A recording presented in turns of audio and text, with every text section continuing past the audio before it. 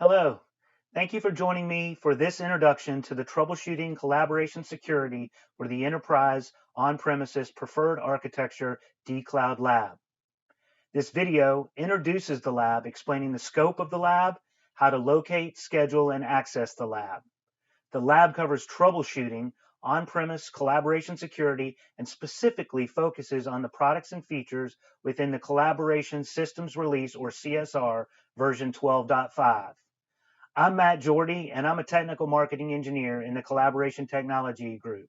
I am one of a team of people that created this lab, and it is worth pointing out, before we get started, that this lab was created by the CTG Technical Marketing Engineering team with assistance from the Cisco sales organization, and all of the lab development was done in coordination with the dCloud collaboration team. Let's look at the agenda for this introduction. In the lab overview section, I'll provide a reference to the Enterprise On-Premises Preferred Architecture CVD or Cisco Validated Design, give a high-level overview of this lab, and then briefly explain how to locate and schedule the lab as well as where to download the lab guide, all from the dCloud catalog. Next, I'll briefly review each of the 7 lab scenarios as shown here, summarizing the overall purpose of each scenario, what you'll be doing in each scenario, and why you are doing it. Finally, I'll provide a quick summary of how to access the lab using AnyConnect VPN and Remote Desktop Protocol, or RDP. There is also a set of references at the end that provide additional information about the features and functions explored in this lab. Before we begin, it's important to understand that the content of this lab is based at least in part on the Cisco Validated Design, or CVD, for the preferred architecture for Cisco Collaboration 12.x enterprise on-premises deployments. Specifically, I'd refer you to the security chapter of this CVD, which is the basis for the majority of the lab's content. You should refer to this CVD if the explanations and details provided in the lab guide are not sufficient or you want more details about the technologies discussed. The CVD is available at the URL shown here.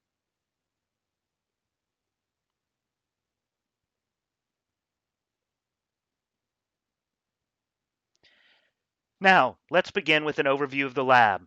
This lab explores collaboration security and educates users on the practical steps required to enable and troubleshoot the latest security features and functions available with the Collaboration Solution Release, or CSR 12.5.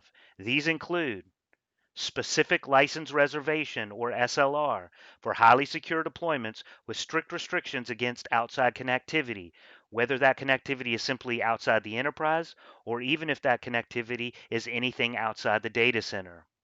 Granular administrative cipher controls for the TLS and SSH interfaces of Cisco Voice Operating System, or VOS products. This includes Unified Communication Manager, Unified Communication Manager IM&P, and Unity Connection.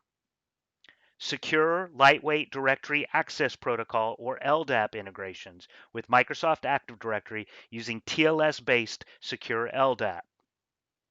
SIP OAuth-based authorization and encryption of Jabber SIP signaling and RTP media. Expressway Mobile and Remote Access, or MRA, for secure remote connectivity, including peer-to-peer media path optimization using the Interactive Connectivity Establishment, or ICE method. Online CA CAPF mode, enabling automatic certificate enrollment for endpoints using a Microsoft Certificate Authority, or CA. And finally, encrypted SIP signaling and RTP media for calls routed through the Cisco Unified Border Element, or CUBE. We'll talk about these features and functions and technologies in more detail in a moment, but before we do that, let's make sure you can find this lab in dCloud. The lab can be found in the dCloud catalog and is available in all dCloud data centers. You can find the dCloud catalog by navigating to dcloud.cisco.com. Note that a cisco.com login is required. In the dCloud catalog, search for Troubleshooting Collaboration Security. Once you've located the lab, to schedule an instance of the lab, click the Schedule button and fill in the various fields requested by the scheduling wizard. You can find and download the lab guide under the Related Documents tab of the lab catalog entry. This lab guide provides all the information you will need for exploring and completing this lab. For best results, read the lab guide carefully and follow the step-by-step instructions provided. Next, let's dive in and review the various scenarios in this lab. Before we review the lab scenarios, let's spend a moment reviewing the lab topology. As you can see from this topology diagram, there is an on-premises inside network containing all the various on-premises infrastructure and collaboration applications, including Windows DNS, Active Directory, and Certificate Authority, as well as Unified Communications Manager, Unity Connection, and so on. On the right, you can see there is also an external outside network connected to the inside on-premises network via Expressway Mobile and Remote Access, or MRA, enabling connectivity for remote endpoints. The endpoints for this lab are Cisco Jabber clients running on Windows Workstation 10 virtual machines connected to either the inside or outside networks. Now that we understand the lab topology, let's review each of the lab scenarios. Scenario 1 covers specific licensing reservation, or SLR.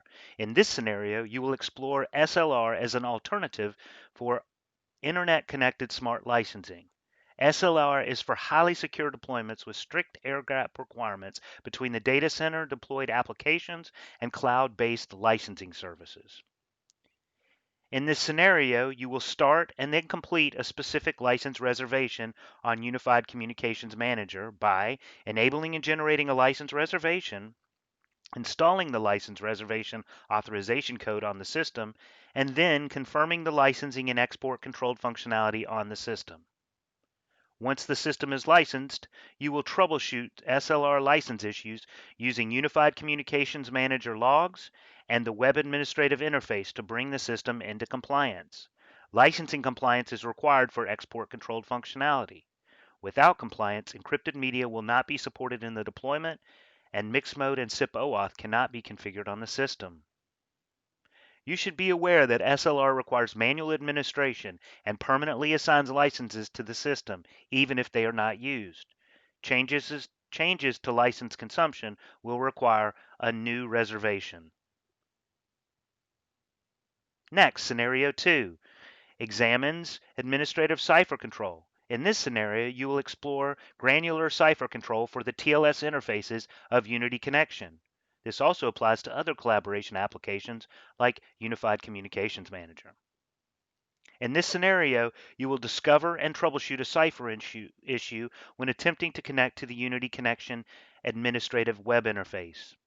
You will diagnose the issue using a Firefox web browser and Wireshark sniffer to determine the ciphers negotiated and then adjust the cipher configuration to resolve the connection issue and restore proper operation. Negotiation of security ciphers by collaboration application interfaces are often governed by IT policy.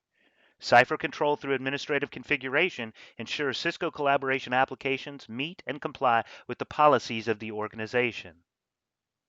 Care must always be taken when configuring interface ciphers to ensure you do not inadvertently lock yourself out of the administrative interfaces. Scenario 3 covers secure LDAP directory integration. In this scenario, you will explore issues that arise from configuration changes on Microsoft infrastructure within the deployment, which requires LDAP signing and channel binding for connections to Microsoft Active Directory. In this scenario, you will discover and troubleshoot various LDAP issues, such as failure of Jabber client logins and contact searches, as well as users remaining in the Unified Communication Manager end user database after they have left the organization. You will diagnose these issues using a combination of Jabber and Unified Communication Manager logs, and then you will resolve the issues by modifying various LDAP integration configurations. Secure LDAP integration should be enabled to secure and protect directory-related operations in your deployment. Further, due to pending Microsoft Active Directory domain controller and global catalog infrastructure service changes, securing LDAP connections will also prevent failures in cases where these changes are implemented.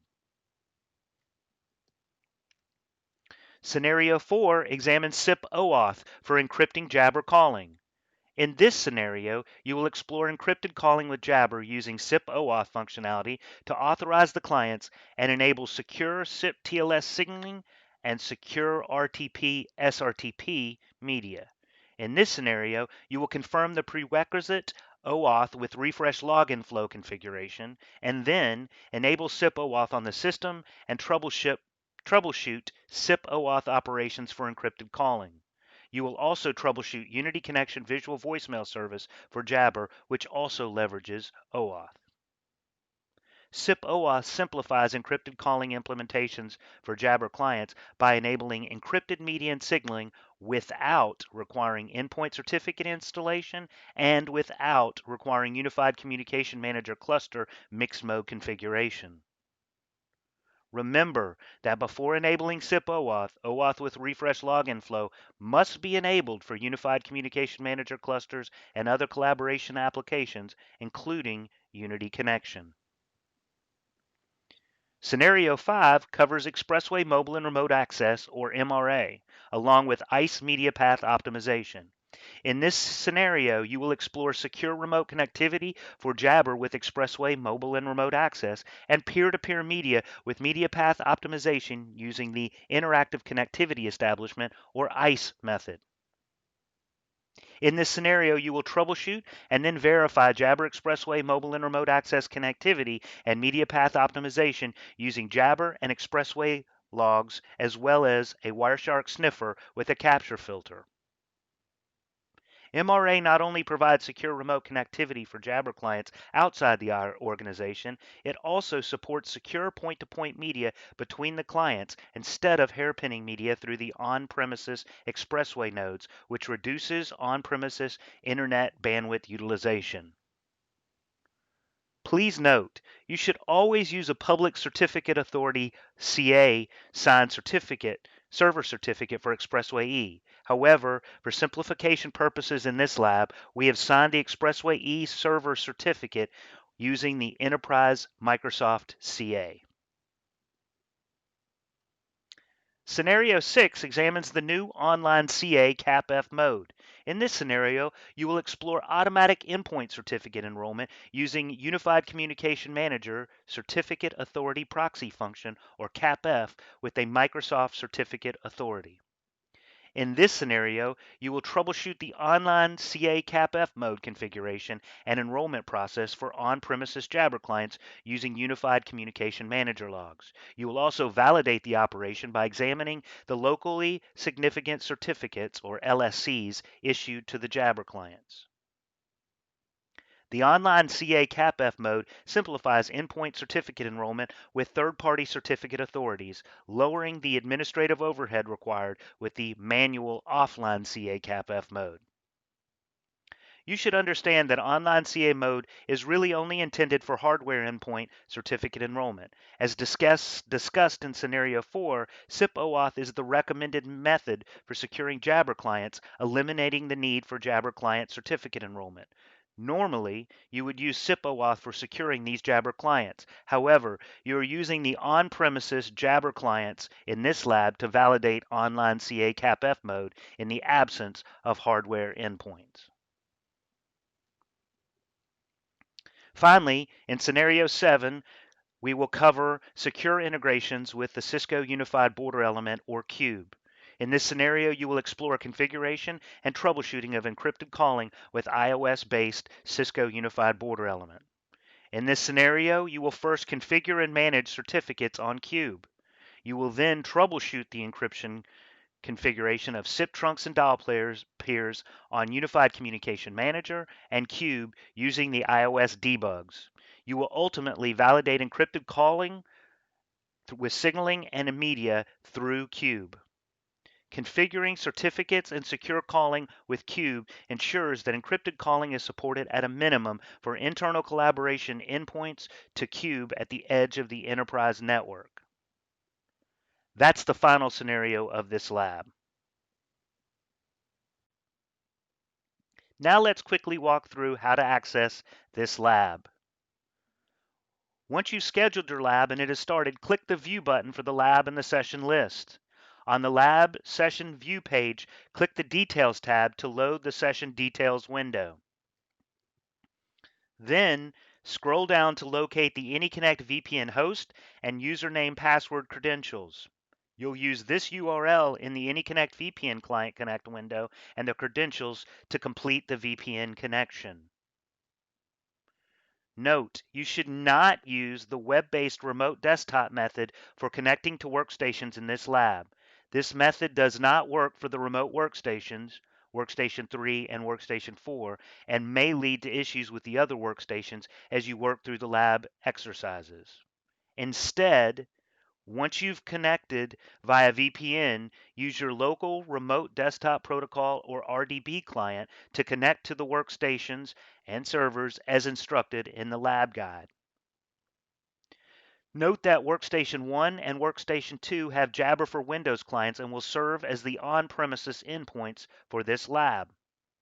Likewise, Workstation 3 and Workstation 4 also have Jabber for Windows clients and will serve as the remote mobile and remote access or MRA connected endpoints for this lab. You will perform the majority of the configuration work for the exercises in this lab on Workstation 1, but again, the lab guide will direct you, so follow it carefully. One last thing worth mentioning is that you should always log into the dCloud domain when opening RDP sessions to workstations and servers in this lab. You will do this by prefixing dCloud / to the login name. For example, dCloud / A Mackenzie when logging into Workstation 1 as shown here. You will know that you have logged into the domain correctly when RDPing to the workstations and servers if you see a gray desktop with the fully qualified domain name or FQDN, IP address, and corresponding name label. For example, user workstation number 1 as shown on the right. If you see the default blue Windows desktop as shown on the left, this means you have not logged into the domain or you have used the wrong user account when logging into the machine.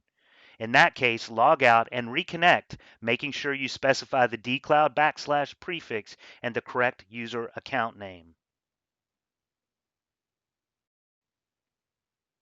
This final section provides a set of references beyond the Enterprise On-Premises Preferred Architecture CVD mentioned earlier. This is a list of references to product documentation which you may wish to refer to for more information on the various features and technologies covered in the lab. This includes references to the specific license reservation or SLR section of the Smart Software Licensing chapter of the Unified Communication Manager System Configuration Guide, the Cipher Management section of the Security Overview chapter of the Unified Communications Manager Security Guide, the Microsoft Security Advisory and Cisco Software Advisory, both related to the secure LDAP integration with Microsoft Active Directory.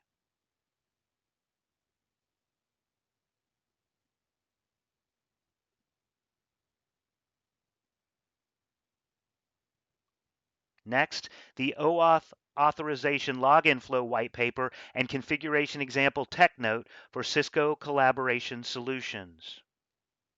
The SIP OAuth mode on Unified Communications Manager chapter of the Unified Communications Manager Feature Configuration Guide. The ICE pass-through chapter of the Mobile and Remote Access via Cisco Expressway Deployment Guide and the Alternate Preferred Architecture Design document, Media Optimization with ICE Enablement and Cisco Enterprise Collaboration PA, which are both related to media path optimization with ICE Enablement.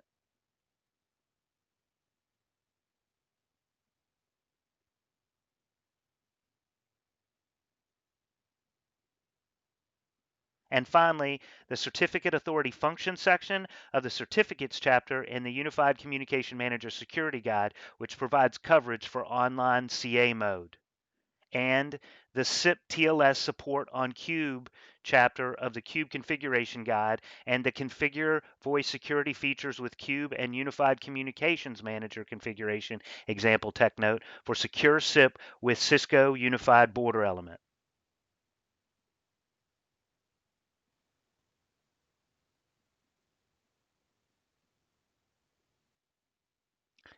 This concludes the Troubleshooting Collaboration Security for the Enterprise On-Premises Preferred Architecture Lab introduction.